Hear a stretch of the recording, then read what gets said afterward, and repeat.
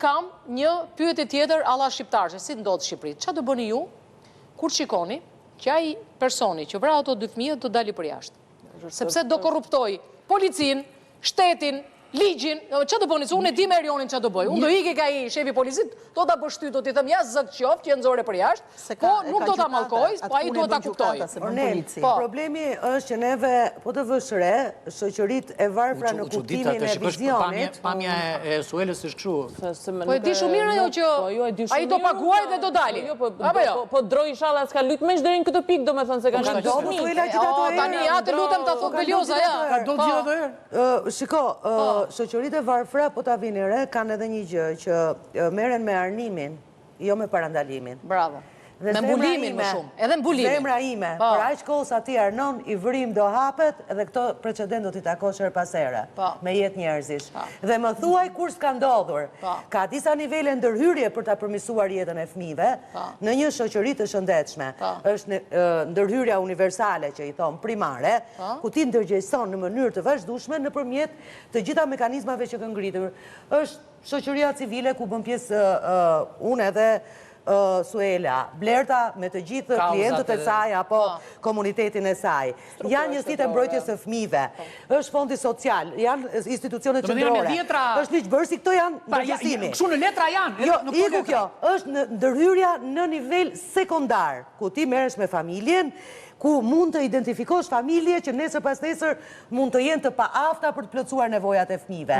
Dhe ndërhyjnë në këtë mënyrë nëpërmjet fondit dhe shërbimeve. Kjo është shoqëria që po të tregoj dhe ky është sistemi i shërbimeve për fëmijët. Po çfarë do bëj shoqëria pra Blerta?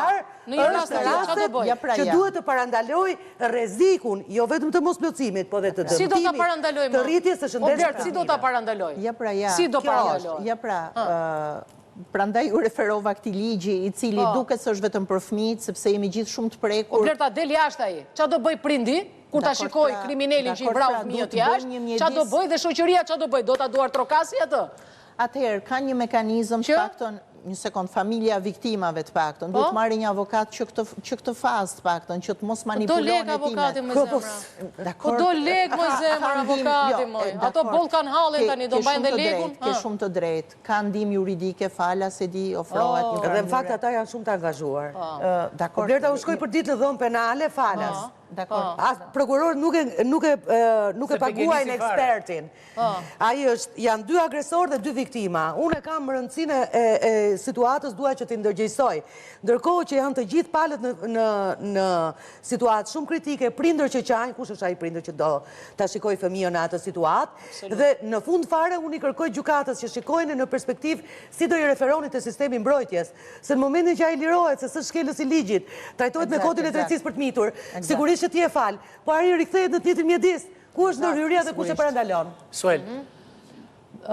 Unë për të gjithave, besoj fort që ne jemi shumë gabim për sa i përket raportit me çfarë bote jeton tani të keqen tani. Jemi shumë gabim Kusman në raport me Kalamajt pra. Kjo është e gjitha. Jemi kuthrejt Qameti, gabim. Varse po ndërroje të mendoja të Shqipërinë ndryshe.